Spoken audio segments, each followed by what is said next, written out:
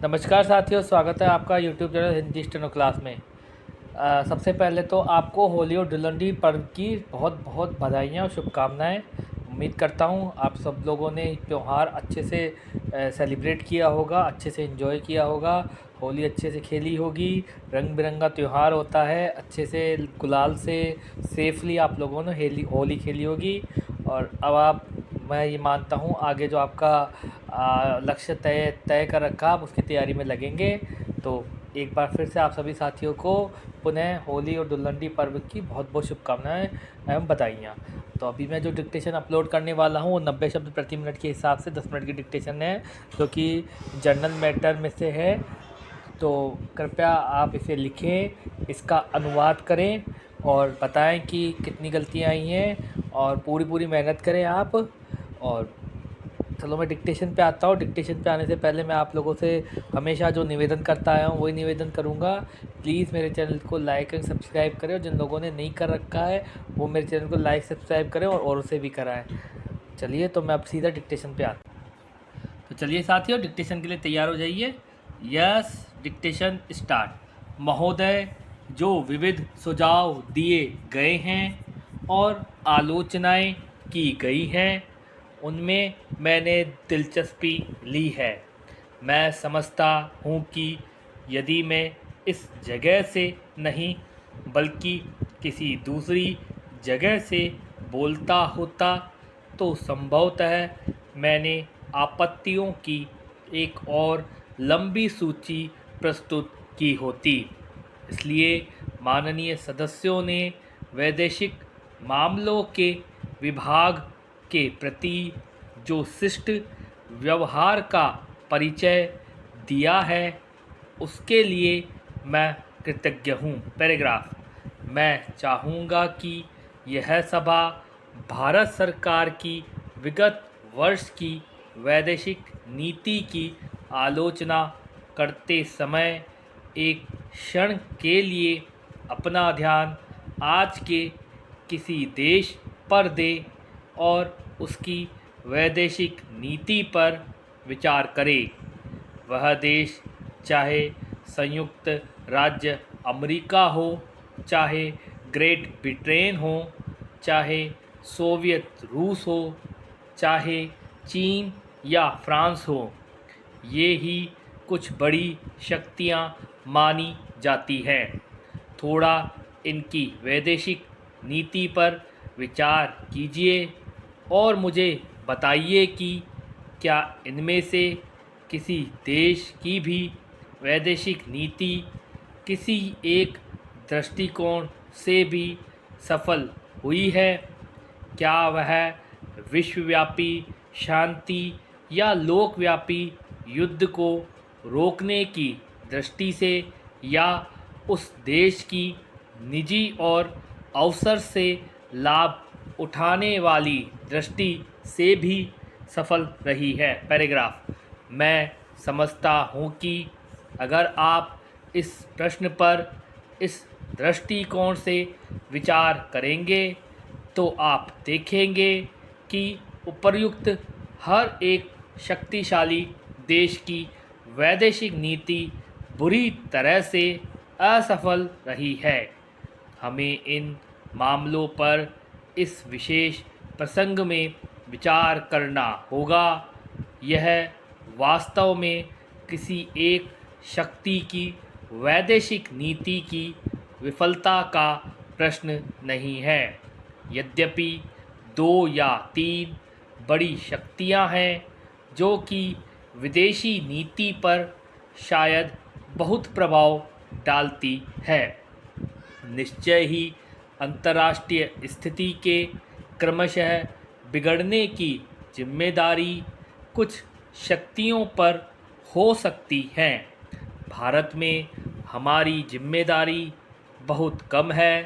अंतर्राष्ट्रीय मंच पर साफ कहा जाए, हमने चाहे अच्छा अभिनय किया हो चाहे बुरा, लेकिन साफ कहा जाए तो हमारा इतना प्रभाव नहीं कि हम अंतर्राष्ट्रीय घटनाओं पर बहुत प्रभाव डाल सके।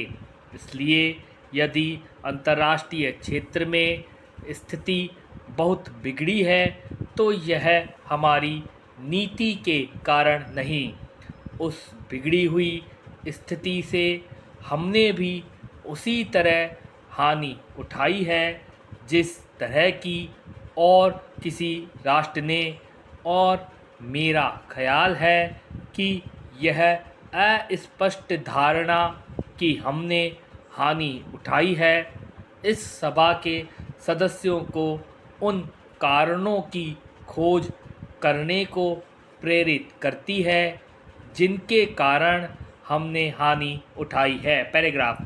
सभापति महोदय, मैं समझता हूँ कि इस विषय को देखने का यह बहुत अच्छा तरीका है, क्योंकि हमें अपनी भूल के कारणों को जानना चाहिए और यह भी कि हम अपनी स्थिति को कैसे सुधार सकते थे, आदि आदि।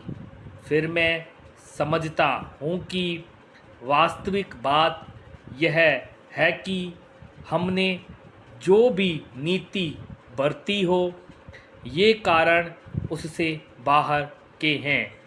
दुनिया पर प्रभाव डालने वाले कारण इससे बड़े और अधिक गहरे हैं और बड़े से बड़े राष्ट्र की ही भांति हम भी इन शक्तियों द्वारा इधर उधर खिंचते रहते हैं। यह ऐसी बात है कि जिसे कि मैं चाहूँगा कि यह सभा अपने ध्यान में रखें।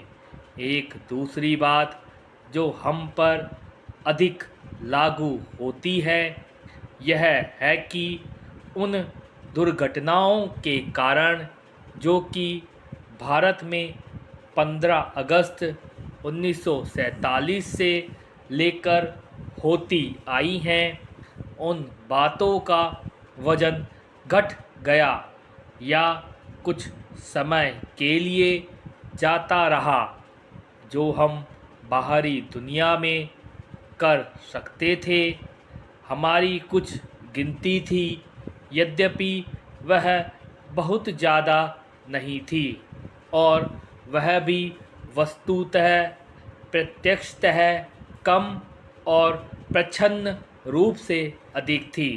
लेकिन भारत और पाकिस्तान में 15 अगस्त के बाद जो घटनाएं घटी उन्होंने अंतर्राष्ट्रीय क्षेत्र में हमारी प्रतिष्ठा को अचानक बहुत गिरा दिया।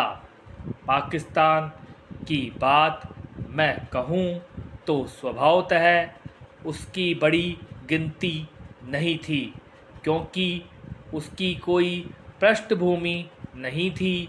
वह नवागंतुक था।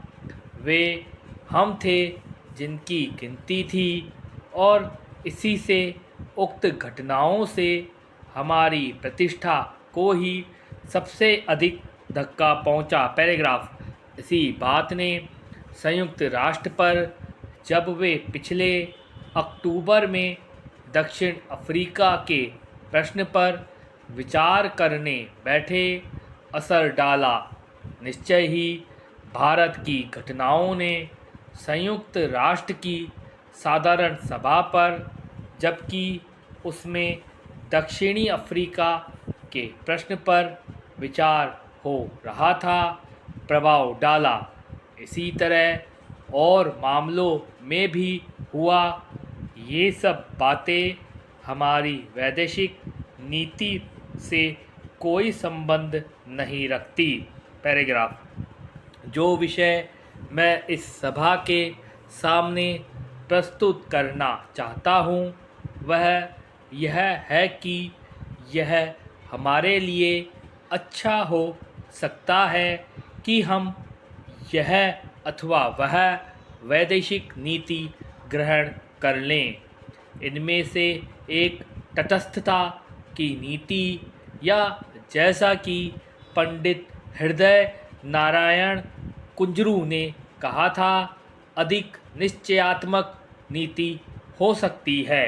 लेकिन जो कुछ हुआ है उस पर कुछ अन्य ही विपरीत बातों का प्रभाव पड़ा है। पैराग्राफ। उपसभापति महोदय, मैं आपके देश में आपकी महान उपलब्धियों को समझने के लिए आया हूँ।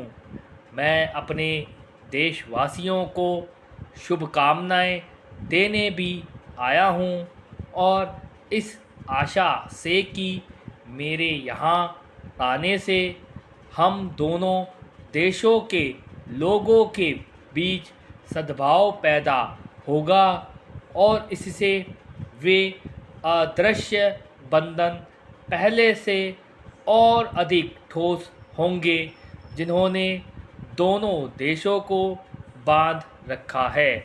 राष्ट्रपति ने परसों बड़ी सारगर्भित भाषा में मेरी यात्रा को अमेरिका की खोज यात्रा कहा था। सुदूर भारत में संयुक्त राज्य अमेरिका कोई अज्ञात देश नहीं है और हम में से बहुत से उन आदर्शों और लक्ष्यों के बीच पले और बड़े हैं। Stop, dictation stop. तो साथियों 10 मिनट की डिक्टेशन है, आप इसे लिखिए, हो सके तो इसका अनुवाद करें क्योंकि फेस्टिवल टाइम है, इसलिए मैं आपको अभी अनुवाद के लिए ज़्यादा जोर दे के नहीं कह रहा हूँ। लेकिन अब फेस्टिवल चला गया है तो मेरा आप लोगों से निवेदन यही है कि कल से वापस आप अपनी पढ़ाई के प्रति गंभीर हो जाइए और डेली एक अनुवाद 10 मिनट का ज़रूर करें। तो चलिए साथियों, आज के लिए इतना ही।